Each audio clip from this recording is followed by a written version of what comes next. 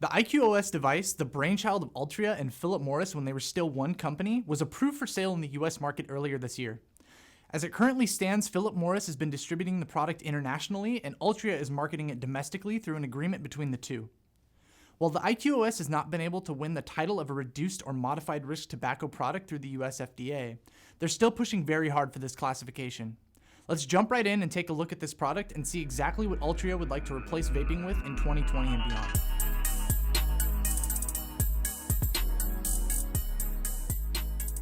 Hello and welcome to the first episode of Industry Insider Reviews. So this is the IQOS 3, and we're going to kind of take a look at what comes in the package.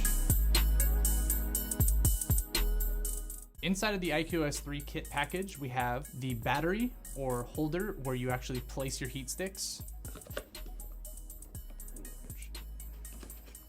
the pocket charger where the battery is charged between sessions,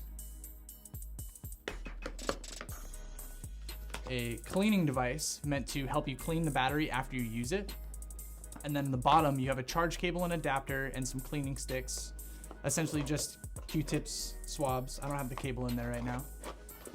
Depending on the kit that you purchase, it may or may not also include heat sticks for the device. To use the device, you press and hold the top button for 4 seconds to check the battery status of the charger. This one's obviously charged all the way up, but if it's not, it'll have different bars to display how charged it is. To charge the pocket charger, you actually use the C adapter, which comes with it. Third, we want to insert the heat stick into the holder. So we're going to take one of these out of here and grab the battery holder and just kind of push it into the top like so. There's a little bit of resistance at first, so you kind of got to push kind of hard. And then what you want to do is hold down the button on the holder until it starts to light up. It's fucking dead. It's fucking dead. It just died sitting in the box. Step 3, you want to take the heat stick and place it into the actual holder, kind of push it down in there, and then hold down the button until it vibrates and the light pulses white, and that means that it's heating up. Once the holder vibrates twice and is solid white, the holder is ready to use.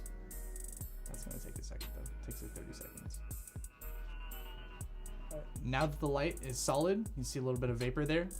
The stick is ready to use, and it'll work for 16 puffs or until 6 minutes has passed, whichever one happens first. Once the allotted time has passed, the holder will automatically power off. So the heat sticks taste like cigarettes and emit a kind of stink that isn't as bad as traditional cigarette, but it's very reminiscent of one. While PMI and Altria would like to claim that IQOS doesn't really smell, that's just not the case. The sticks are not just shredded up tobacco rolled in paper as you might think. Instead, what you have in here is a blend of tobaccos that are ground down and reconstituted into sheets, which are then kind of finely chopped up and stuffed into this hollow acetate tube. Each stick has a polymer film filter and is staged with a cellular acetate mouthpiece kind of deal. So it's not really just a cigarette like you would think. It's not just a filter and tobacco. The draw on these is extremely tight and produces a similar head rush to that of a traditional cigarette, making this device much closer to a combustible tobacco product than an e-cigarette in many ways. So the PMI website claims that the ingredients vary depending on the country where the device is purchased from, and also has an ingredient finder tool to help users identify what they are for each respective region. In countries like Korea, Japan, and the United Kingdom, where the IQOS has been on the market for a few years, there are already a slew of medical issues that have resulted from daily use of IQOS systems. Studies have shown that where e-cigarettes are at least 95 to 97% safer than combustible tobacco cigarettes, IQOS is only about 60 to 70% safer on the same scale. Reports from the health minister in Korea explained last year that IQOS contains 5 class 1 carcinogens from traditional cigarettes, and while their presence only makes up for about 30%, studies found that heat sticks actually produce more tar than smokes, as well as additional toxins that aren't found in regular tobacco. PMI International argued with these studies that the presence of tar shouldn't matter because the product isn't actually burned, but the Korean health officials were not convinced. As of this December, PMI is now required to disclose any and all chemicals used in manufacturing to remain on the market in these countries in the East. So as a person who smoked for 10 years, I personally hate this device, but I see how it could be useful to some.